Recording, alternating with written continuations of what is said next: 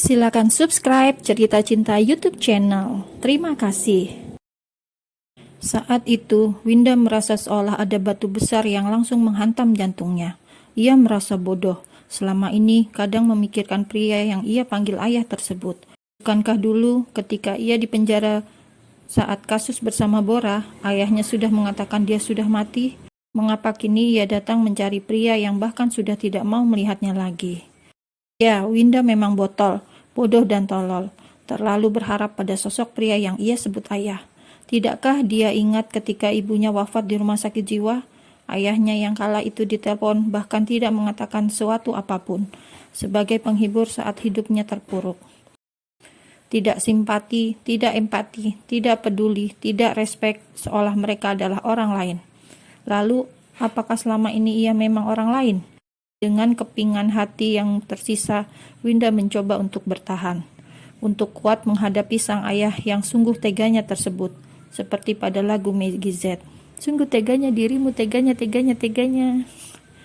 Kita pulang saja, ucap Kavi kemudian sembari merangkul bahu Winda yang saat itu pasti susah untuk berdiri dengan tegap. Tidak, aku ingin mengatakan sesuatu pada mereka, Kav. Winda menolak pulang. Ia ingin mengatakan sesuatu. Setidaknya akan mengatakan hal itu untuk pertama dan yang terakhir. Katakan apa lagi? Bahkan dia sama sekali tidak menganggap kamu ada. Desis Kavi jengkel, campur amarah yang sudah menggunung. Sedangkan Ruhut, pria itu menatap sinis, seolah tidak suka dengan kehadiran tamu dadakan itu. Kalau sudah tidak ada perlu lagi, silakan tinggalkan tempat ini, cetus Ruhut yang mengusir dengan kasar. Sebentar, Winda mau mengatakan sesuatu pada ayah. Winda yang matanya sudah perih mencoba memaksa untuk berbicara. Sementara itu, Kumala melempar pandangan tidak suka. Awas kalau kamu minta warisan. Ruhut mulai kaya kan sejak sama aku. Gerutu Kumala yang takut Winda minta harta warisan pada suaminya. Suami yang bangga ia rebut dari seorang wanita lain. Mungkin Kumala lupa, kebahagiaan mengambil milik orang lain itu tidaklah kekal. Kalaupun saat ini semua baik-baik saja, yakinlah bahwa karma sedang diproses dan pasti akan diberikan lunas tanpa sisa pada masanya.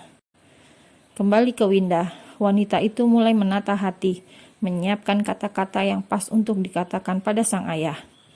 Karena mungkin ini akan menjadi pertemuan terakhir mereka.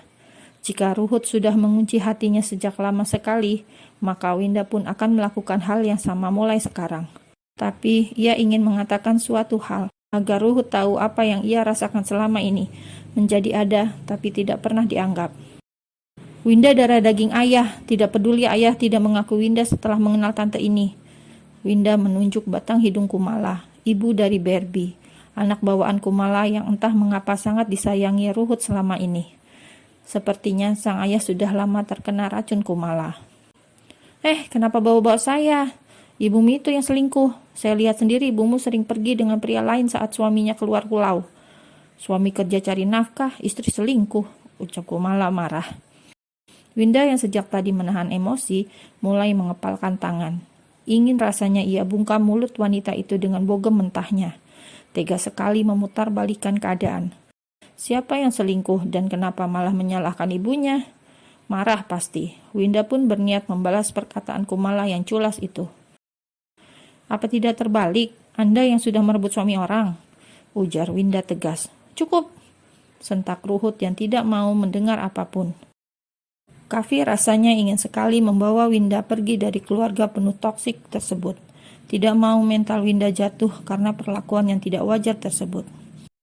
Kamu bukan anak saya, dan satu lagi, saya sudah melakukan tes DNA. Jadi jangan pernah mencari saya lagi karena alasan apapun. Tegas Ruhut tanpa rasa iba. Meski dilihatnya air mata Winda langsung tumpah saat itu juga. Sedangkan Kumala, ia tersenyum penuh kemenangan. Mampus kau, pria ini percaya saja hasil sudah aku tukar. Batin Kumala tersenyum jahat.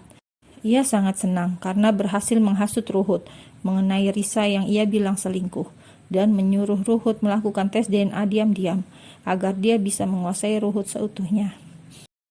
Sementara itu, Kavi sudah hilang kesabaran. Setelah kata-kata jahat yang terlontar dari mulut Ruhut, Kavi langsung mencengkram lengan Winda. Kita pulang sekarang.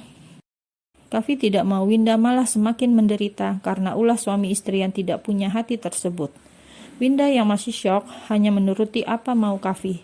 Tanpa pamit, ia langsung berbalik bersama Kafi, meninggalkan rumah yang mungkin tidak ingin ia injak lagi selamanya. Bagus, sana pergi, gumam Kumala menatap keduanya yang keluar dari rumahnya. Sedangkan Ruhut, wajahnya masih mengeras. Ia masih ingat bagaimana Kumala menunjukkan banyak bukti foto kalau Risa, ibunya Winda, ada main dengan pria lain. Sampai ia curiga, jangan-jangan Winda bukan putrinya. Dan karena desakan Kumala, akhirnya ia melakukan tes diam-diam. Kumala yang licik selalu punya banyak cara untuk menebar fitnah. Demi harta dan demi merebut suami orang, ia melakukan banyak macam cara. Tidak peduli apapun, yang penting hidupnya nyaman walau hasil rampasan. Miris, tapi inilah yang sering terjadi, pagar makan tanaman. Di dalam mobil, jangan buang air mata kamu yang berharga itu. Sudah, jangan nangis. Kafi memberikan sekotak tisu pada Winda. Tidak banyak bicara, Winda hanya menangis sampai mereka tiba di sebuah hotel bintang 5 yang ada di tengah kota Medan. Pakai ini, ucap Kafi saat mereka akan turun dari mobil. Kafi menyerahkan kacamata hitam untuk Winda dan wanita itu jelas menggeleng. Aku nggak mau mereka melihat matamu yang sembab itu. Dikiranya aku KDRT-in kamu, ucap Kafi. Sebenarnya niatnya untuk bercanda, sekedar melemaskan pikiran, karena Winda hanya menangis sepanjang perjalanan tadi.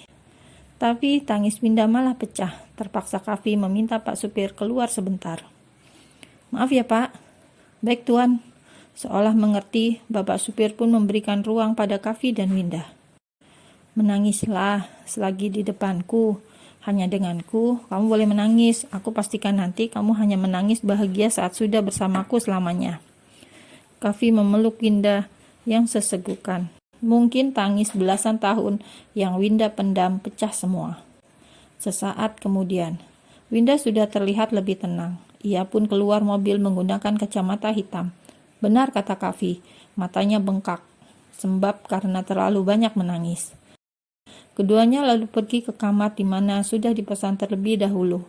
Mereka pesan 2 kamar, tapi berdampingan. Dan Kafi bukannya pergi ke kamarnya sendiri, ia malah ikut masuk ke kamar Winda. Kaf, kenapa kamu bawa masuk ke sini? Sana pergi ke kamarmu, aku sudah nggak mood untuk berdebat, ucap Winda lemas dengan suara serak. Kamu lagi sedih, aku nggak mau kamu merasa kesepian. Winda tersenyum getir. Sudah, sana. Jangan banyak alasan, kita belum menikah. Aku tidak mau terjadi hal yang tidak-tidak. Ujar Winda kemudian mendorong tubuh Kafi agar keluar dari kamarnya. Kenapa kamu takut sekali? Lagian kita juga akan menikah. Tidak, apa kamu nggak tahu? Siapa ayah kandungku saja aku nggak tahu, ucapnya putus asa.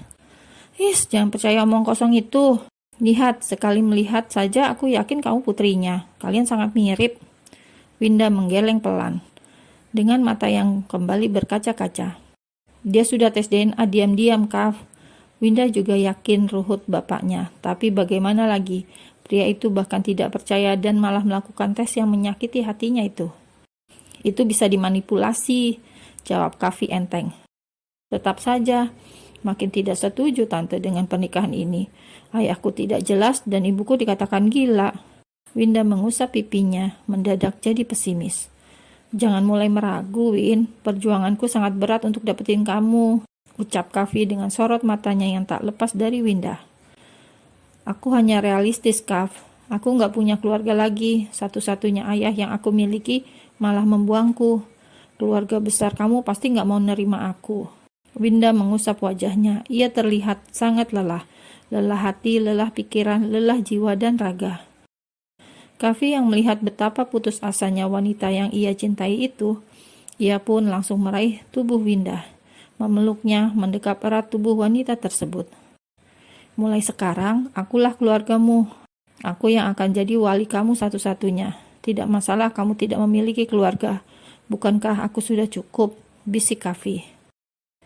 Kafi kemudian melepaskan pelukannya, menyentuh dagu Winda, lalu perlahan menurunkan wajahnya. Terasa asin saat ia mengecup wanita yang tadi terus menangis itu. Sudah, Kaf, kita jangan lama-lama di sini. Kamu balik ke kamar kamu. Kavi mengusap wajahnya dengan kasar. Hampir saja. Ia menghela nafas panjang. Win, aku nggak bisa gini. Nunggu restu mama juga mungkin butuh waktu lagi. Sedangkan ayahmu jelas tidak akan memberikan restunya. Karena ia merasa kamu bukan putrinya. Aku nggak mau ambil resiko lagi. Malam ini kita nikah ya, di sini. Ngaco kamu, Kav. Winda kemudian mendorong Kavi agar kembali ke kamarnya. Ia merasakan Kavi lagi mau tegangan tinggi. Mereka harus jaga jarak aman. Kalau tidak, sesuatu yang tidak mereka inginkan akan terjadi. Ayolah Win, Kavi memelas. Ingin cepat-cepat menikahi Winda. Tapi sepertinya Winda tidak mau menuruti ide Kavi yang terkesan terlalu tergesa-gesa tersebut. Jangan bercanda, sana balik ke kamar kamu. Winda terus saja mendorong tubuh yang tinggi tegap dan atletis itu. Bukan menolak karena tidak suka, hanya saja Winda mau restu Hanum. Kenapa sih? Nanti atau sekarang kan sama saja, protes Kavi. Karena sama saja, makanya kita nunggu bicara sama tante. Winda memutar kata-kata Kavi, membuat pria itu mendesis kesal. Kalau mama sulit dibujuk, bisa-bisa kita lama nggak nikah-nikah. Kavi memasang muka masam, merajuk seperti anak kecil. Kalau sudah bertemu tante, apapun keputusan tante, kita bisa bicarakan lagi. Aku hanya butuh bicara dulu. Aku nggak mau dicap buruk, Kavi. Kamu tahu, hubunganku rusak dengan keluargaku sendiri. Apa terlalu serakah bila aku mengharap keluargamu menerimaku? Aku nggak mau kawin lari. Kavi menghela nafas panjang. Ya, tapi kalau mama nanti mempersulit kita, kamu nggak boleh nolak aku ajak kawin paksa.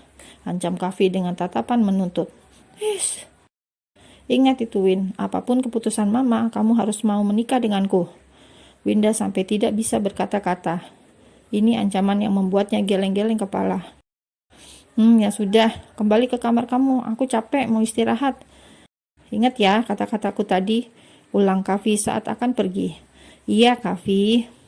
Barulah Kavi tersenyum saat Winda mengiyakan bahwa apapun nanti keduanya akan tetap menikah. Ya sudah, nanti kalau butuh apa-apa panggil aku ya, aku di kamar sebelah. Winda mengangguk, dan saat akan menutup pintu, Kavi memberikan hadiah kecupan tambahan. Udah sana, protes Winda dengan bawel. Pria tersebut pun terkekeh, kemudian mencubit hidung Winda gemas.